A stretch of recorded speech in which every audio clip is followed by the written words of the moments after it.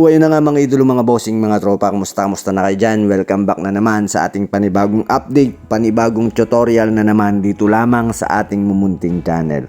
Ayan, tulad sa nakita mo sa ating thumbnail or nabasa mo sa ating title, paano nga ba natin i-transfer yung ating GCash application or GCash account to another phone, mga tropa. For example, nasira yung phone mo or nararamdaman mo nang pasira yung phone mo, is kailangan mong i-transfer yung ating GCash, lalo na kung may laman ito.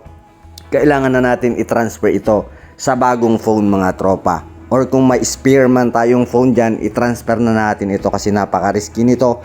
Pag di natin nasundan kung paano i-transfer, hindi na natin makiklaim or makukuha, maka-cash out yung laman nito. So napakasimple lang, but before that, kung bago lamang pala sa ating munting channel, or kung na-search mo lamang tong ating video ngayon, kung deserve kong makahingi sa'yo ng subscribe, yan, maraming salamat in advance.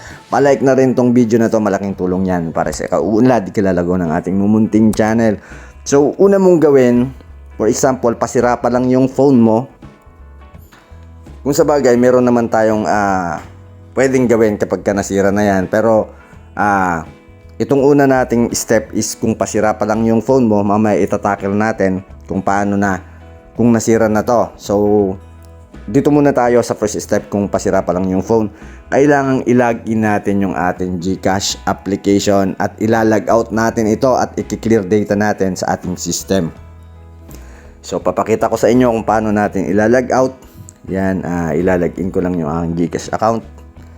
So, i-blurry lang natin yung aking credential. So, yan.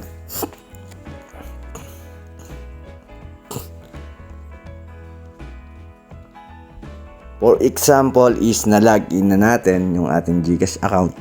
Take note pala mga tropa, kailangan nating alam yung ating MPIN. Napakalaga ng ating MPIN at syempre working din dapat yung SIM card na ating niregister sa ating GCash application. Mahalaga yan. So, kung nawala man yung phone mo at nawala yung SIM card, so meron din tayong paraan dyan, mamaya itatakil natin yan. So, for example, ito na nga yung pasira yung ating phone. Ilalog out natin yung ating GCash. Itatap natin yung ating setting dito sa profile sa right lower part, yan. And then, i-scroll lang natin, then ilalog out lang natin tong ating GCash application. Pagkatapos nating ilog out yung ating GCash application, i-install natin syempre yung ating GCash application, mga tropa. And then ito transfer na natin, magda-download lang tayo ng another GCash application sa another phone, and then ilalagin natin. Tulad ng sinabi ko, kailangang working yung ating SIM card at may isesend ang GCash doon na code. So, ang mangyayari niyan, mga tropa, i-review ng GCash mismo yung another phone, yung bagong phone. So, ito, ipapakita ko sa inyo. Ganito yung dashboard na lalabas. Ganito yung makikita mo sa unang login mo. So, i-review nila yan for 48 hours, 2 days. And then, malalagin na automatically sa new phone. So, doon naman tayo kapag nawala nga yung ating SIM card o yung ating accidentally nawala yung ating phone, then syempre kasama yung SIM card, gagawin mo, punta ka lang sa telecom kung ano man yung SIM card na gamit mo. For example, Smart, pupunta ka sa Smart Telecom and then magre-request ka, magdadala ka ng affidavit of loss, and then magre-request ka na i-retrieve yung dati mong number